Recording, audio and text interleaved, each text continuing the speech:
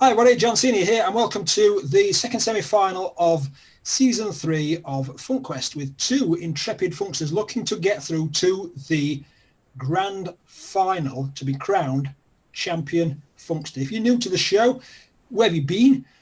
It's a very simple concept. On my screen, if you're looking on YouTube, you will see 4 icons across the top, 5 rows down the bottom. There's an icon. Funksters pick the icon. There will be a question which may or may not be related to that icon. If you listen to us on Spreaker or iHeartRadio or any of those other platforms, you'll have to just take my word for it that that's what we're seeing. Funksters get a minute to talk about whatever the question is or pick arguments with what the other funkster had said or do whatever they want. The only rule is no swearing, no politics, no religion. Apart from that, say what you want. Funkster number 1, Barb, I think you are the first person to appear in both semi-finals of FunkQuest. Tell us who you are, where you're from. My name is Barb Braendlein. I'm from Washington State in the United States. I'm an author. I am going to say this wrong because Jonathan has taught me how to say it. I'm not a housewife. I am a domestic. Doggone it. I always say it wrong. Well, anyway, I bake things and take care of kids. And I work with a podcast called The Deciding Factor. Excellent. And Jean, tell us who you are, where you're from, and what you do. Hi, I'm JeanRobor. I'm from Burlington, North Carolina in the United States, and I'm a policy analyst. I'm also a comic once in a while, a public speaker, and a grandma. Excellent. Because you are the sheriff, Barb, I think we're going to ask you to go first. Not that it's any advantage or disadvantage. So, Barb, pick an icon. You've got a yo-yo, a racing car, a dinosaur, and some pink blossom. The blossoms. A blossom. How fast can you learn to do something new? Depends on how badly I want to learn it. So I've learned, this is something actually I've learned about myself recently, is that I'm not bad at math. I just have not cared to learn. Like if I pop the hood on a car, I don't see an alternator and an engine and a cab. I see the car, right? Sure. And it's not because I can't understand it, but because I kind of don't care. So on the things that I want to learn, I would say that I'm a pretty quick study. It exposes, so that I'm not better at everything that I am, it probably exposes a little bit of indifference on my part. I think it's probably the need. If your car broke down and there was no repairman, you'd have to figure it out, right? Oh, see, but there's a code about that. Like we grew up in our house, there's a rule. What do you do when you break down on the side of the road? You call your dad and you say, Dad, I'm stuck on the side of the road. And he's supposed to say, the keys are in my hand. Tell me where you are. And that's like question 1 when you want to marry a daughter in my family is what do you say when she calls you 4 miles away? The keys are in my hand. Tell me where you are. Jean, you can pick the spinning top, the racing car, or the dinosaur. Well, because my grandson loves dinosaurs, I'm going to go with the dinosaur. Dinosaur. How often do you use a map? Never. I never use a paper map anymore because we have our phones that have Google Maps. I guess that counts as a map, huh? But now that's what I use. And I will tell you, I use that thing religiously. I know we're not talking about religion, but trust me, when it comes to using Google Maps, it's a religion for me. If I'm going to the next town, which is Greensboro, or the other way is Raleigh, I will put in the address every single time. Most of the time, with something that close, I know where I'm going, but I want to know when I'm going to get there. I love to know my time of arrival. You know, it's just a thing with me. So I actually use the Google Maps even when I don't really need the map itself, but I like to know when I'm going to get there and, you know, if there are any speed traps on the road. The time to go thing is interesting. I always like that. The time to get there, 9 minutes, 6 minutes, 3 minutes. You think, oh, good, because there's less chance to get lost. Absolutely. That's what you think, right? You think, yeah. You know, especially when you're driving in France or Belgium or something like that, and you can get lost, you know, like that.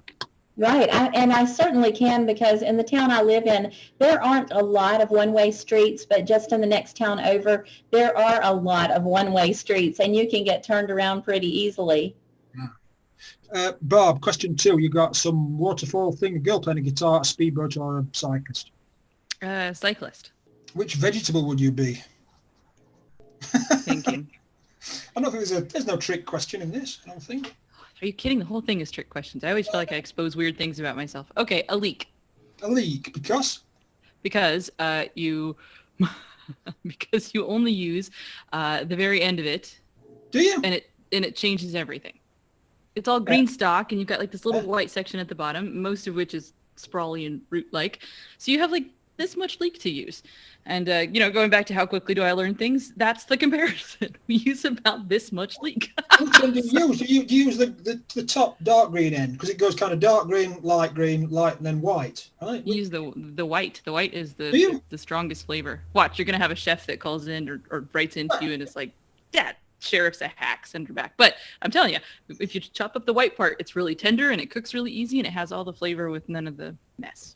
I did not know that. There you go. You see, we're looking for insights, thoughts, ideas, and suggestions that we didn't know just by spending 20 minutes listening to us talking about stuff. I did not know that, and that is fascinating.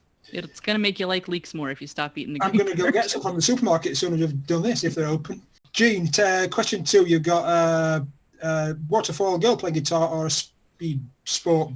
I like the speedboat. That just sounds like fun. Where do you always feel a bit foolish? On FunkyThinkers. On FunkyThinkers. Well, I would say that that is not the intention, right? But I do say to people, it is harder than it looks. It is harder than it looks, but I love it, and I really don't mind feeling foolish, so it's not like a negative for me at all. I guess usually when I'm online and I stumble, maybe I feel a little foolish. But at this stage of the game, it doesn't shut me down or anything. I just keep rolling with it and let it go. Feeling foolish around my grandkids a lot of times when I'm playing with them. Yesterday, there were 2 in a bookstore, and their parents were shopping for books. There was a big sale going on. And I had the privilege of sitting in the kids section reading to these kids. And, people would walk by and they kind of look.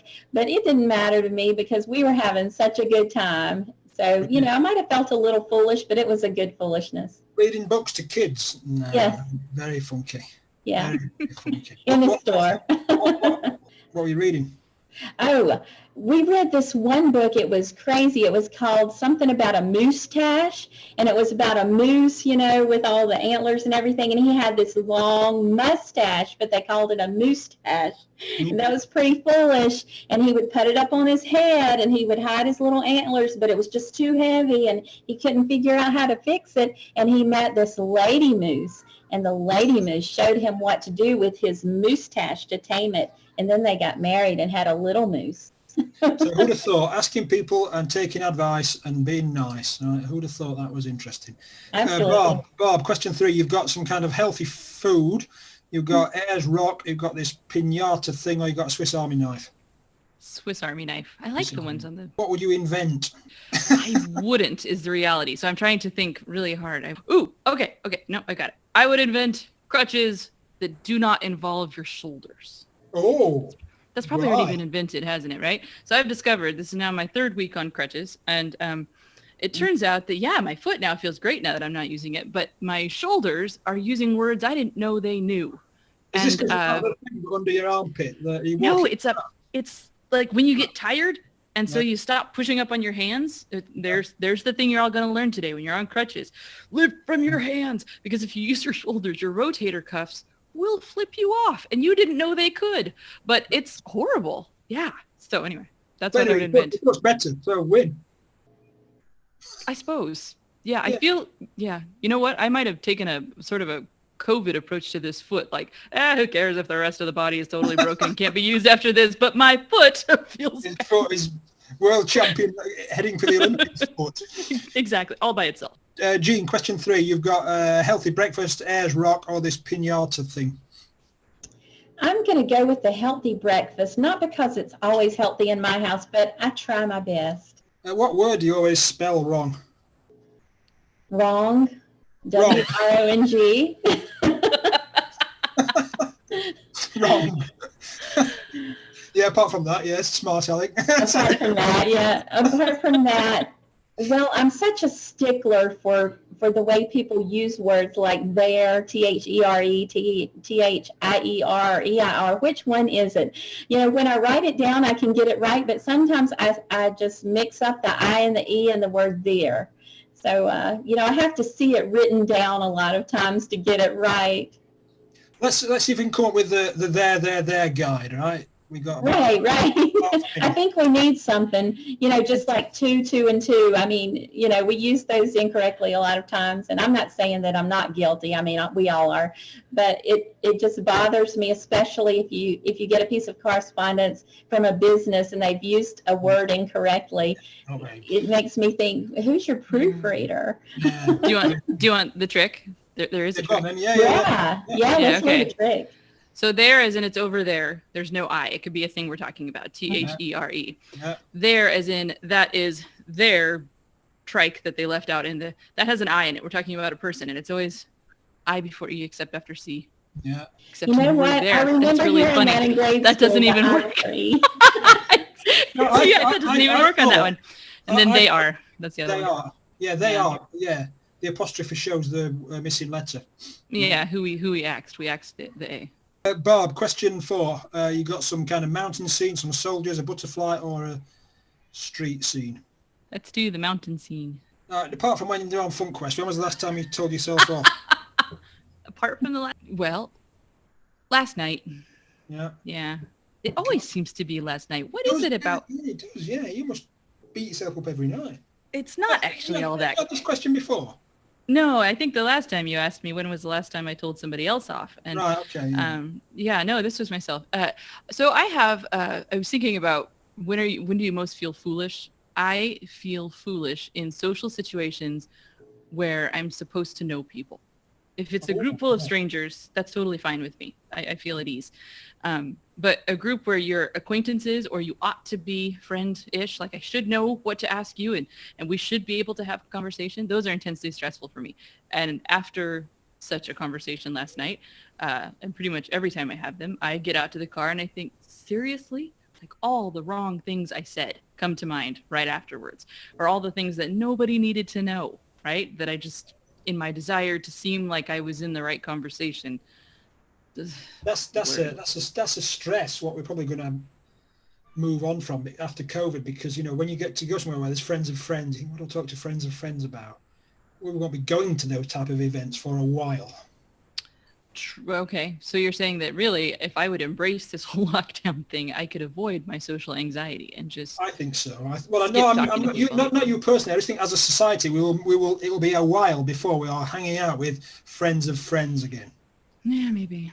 Turns out it doesn't even have to be friends of friends. It could just be like if I ran into you in supermarkets aren't open and we're across continent. But yeah, I'd be like, I know enough that I should be able to ask about the pile of bikes behind the green screen, or that would make me more stressed than meeting Jean for the first time. Question 4, Jean. You got some soldiers, a butterfly, or a street scene?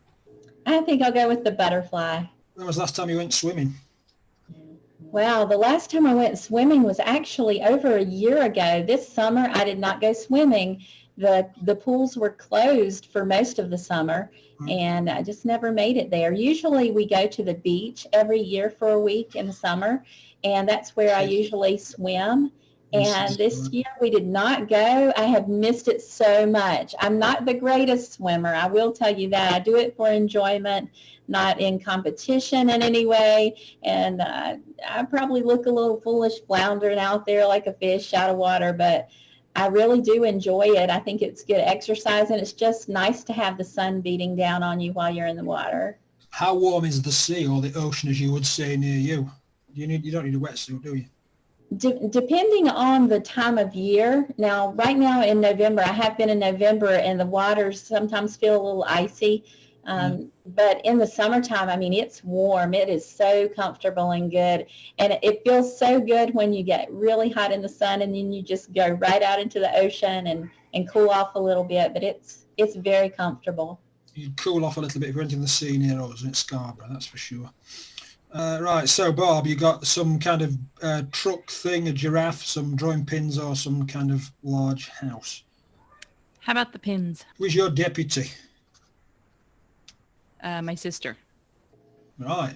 Yeah, my sister would definitely be. I don't remember if this was a question on the show or in the practice, but there was some question about who you would take with you into your bunker in the zombie apocalypse. Yeah. Right? Okay. It would be my sister. And I think initially when I told my husband that, he was maybe a little bit hurt until I explained. My sister has the unique capacity to not only, she's useful in every possible way, right? So if we needed things fixed and we needed, for deputy, she would be the person, but she would also be the one that could do it while having great snacks and probably downloading an X-Men movie. Like, she's just that person that makes it fun to be wherever you are, and that I feel like I could turn and say, there's a bad guy over there, you should probably do the thing with the bad guy, and she would do it. So definitely my sister. Excellent. Would she likely to be listening? Yeah, she probably would listen. Well, consider yourself ticked. Yeah. Right? As a sheriff, you must have a deputy, that's for sure. Yeah, she would definitely be it. Deputy sheriff. The next question, final question, Jean, question 5. Or a thing, a giraffe or a large house? I think I'll take the giraffe. Yeah, the giraffe. What's the oddest thing you saw in public, what you can mention on the show? The oddest thing that I've seen in public, and I believe I can mention this just fine on the show because I didn't see everything, okay? What you saw. That's what you can talk about, what you saw. Yes, what I saw. Okay, so I was traveling from North Carolina to Delaware to see my daughter.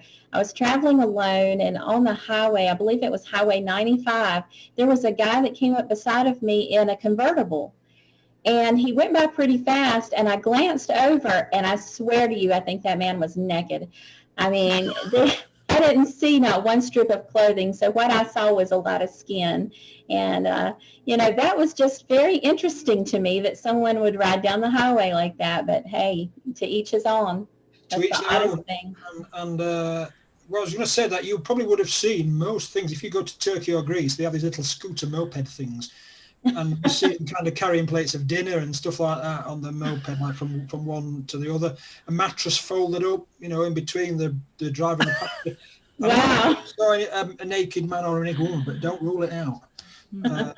Anyway, so that's the end of the show. So who is going through to the final? Who gave you the funkiest insight? Who is going to get your vote? Now, it's very simple. What you need to do is, depending where you're listening to this, you need to go to find the page where this episode is on FunkyThinkers.com. Go and leave a comment with who you want to vote for. Don't leave it on YouTube. Do not leave it on Spreaker or iHeartRadio or any of those other things what you might be listening to us on. You must leave it on FunkyThinkers.com with some idea maybe of why you are voting. Where's the insight come from you? Is it talking about sisters? Is it talking about, I don't know, whatever else we were talking about? So leave a comment on funkythinkers.com and the winner will go through to the grand final. Barb, how can we contact you and find out more about you? You can find me on my website, barbbraendlein.com. You can listen to past Funky Thinker episodes because I did spell it once. You can also catch me on the Deciding Factor podcast, and I think I'm on most of the social medias. Fantastic. Jean, how can we contact you and find out more about you? You can contact me on your favorite social media site. I'm Jean Bailey Robor. My website is jeanbaileyrobor.com. I'm the only one in the world. Brilliant. Thank you. Excellent. That's all we need to know. Jean Bailey Robor, Barb Braendlein, thanks so much for being on the show, and we'll see one of you in the final. Thanks so much, and speak soon. Thank you. Hi, thanks so much for making it to the end of this episode. Did you know that you can play FunkQuest yourself?